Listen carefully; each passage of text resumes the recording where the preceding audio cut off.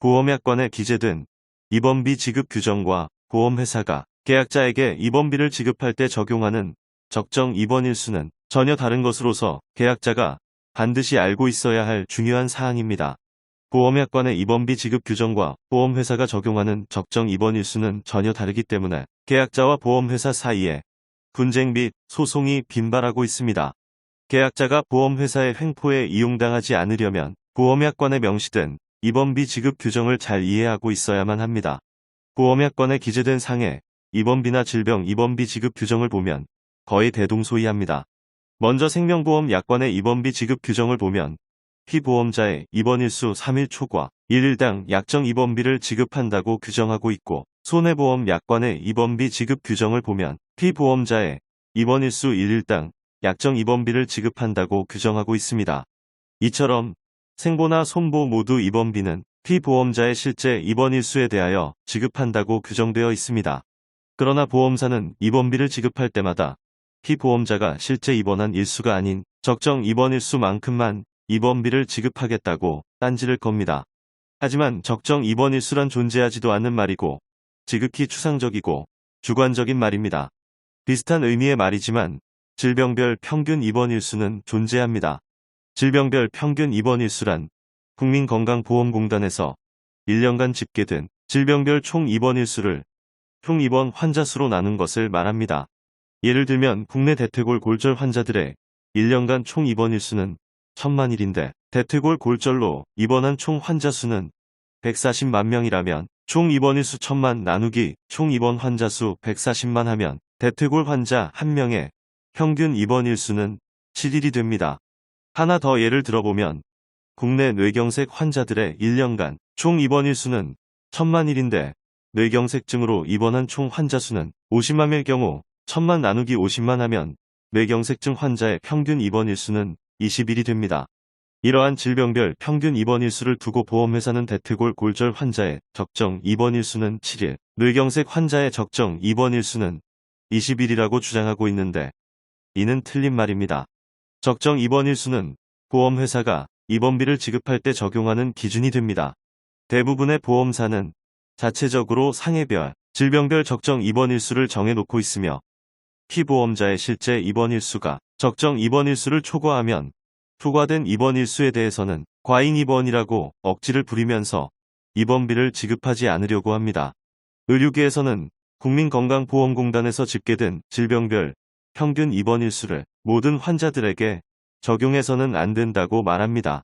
적정 입원일수란 질병의 종류, 치료 방법, 환자의 연령, 환자의 체질, 환자의 건강 상태 등에 따라서 천차만별이기 때문에 획일적으로 질병별 적정 입원일수는 며칠이라고 단정할 수 없다는 것입니다. 그럼에도 불구하고 보험사들은 입원비를 지급할 때마다 보험약관에 규정된 실제 입원일수만큼 입원비를 지급하지 않고 보험약관에도 없는 적정 입원일수만큼만 입원비를 지급하려 들기 때문에 보험 분쟁이 발생할 수밖에 없습니다. 따라서 보험 전문가인 저 변운현은 이러한 분쟁에 대한 해결책으로 계약자들에게 한 가지, 보험회사들에게 한 가지를 당부하는 바입니다. 먼저 계약자들에게 한 가지 당부드립니다. 계약자는 상해나 질병으로 입원할 경우 입원하기 전에 의사한테 첫째, 어떠한 상해, 어떠한 질병으로, 둘째, 어떠한 치료를 하기 위해, 셋째, 며칠간의 입원이 필요한지, 넷째, 대법원에서 입원이 필요한 경우라고 적시한 5가지, 즉 1. 환자의 질병에 대한 저항력이 매우 낮거나 투여되는 약물이 가져오는 부작용 혹은 부수 효과와 관련하여 의료진의 지속적인 관찰이 필요한 경우, 2. 영양상태 및 섭취 음식물에 대한 관리가 필요한 경우, 3. 약물 투여 처치 등이 계속적으로 이루어질 필요가 있어 환자의 통원이 오히려 치료에 불편함을 끼치는 경우, 4. 환자의 상태가 통원을 감당할 수 없는 상태에 있는 경우, 5. 감염의 위험이 있는 경우.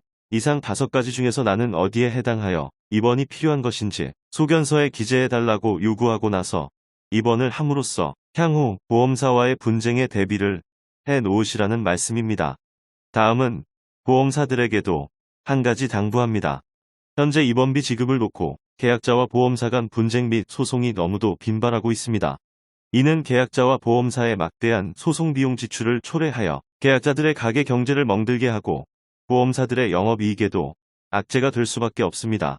따라서 피보험자의 실제 입원 일수에 대하여 3일 초과 1일당 또는 실제 입원 일수 1일당 얼마씩 지급한다고 되어 있는 보험약관의 입원비 지급 규정을 당장 뜯어 고쳐서 피보험자의 실제 입원 일수 중 국민건강보험공단의 질병별 평균 입원 일수 내에서 입원비를 지급한다고 바꾸기 바랍니다.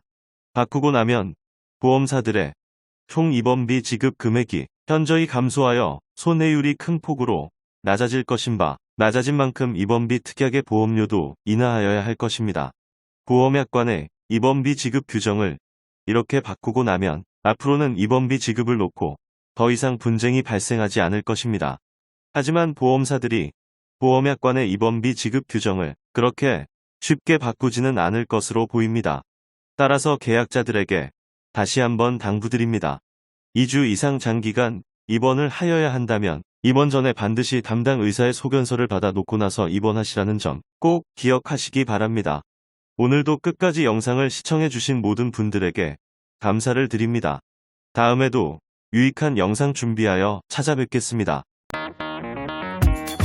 보험금을 청구할 때마다 횡포를 일삼는 일명 이상한 보험회사에 대하여 자세히 알고 싶으신 분들은 제가 쓴 책 좋은 보험, 나쁜 보험, 이상한 보험회사를 구입해서 꼭 읽어보시기 바랍니다.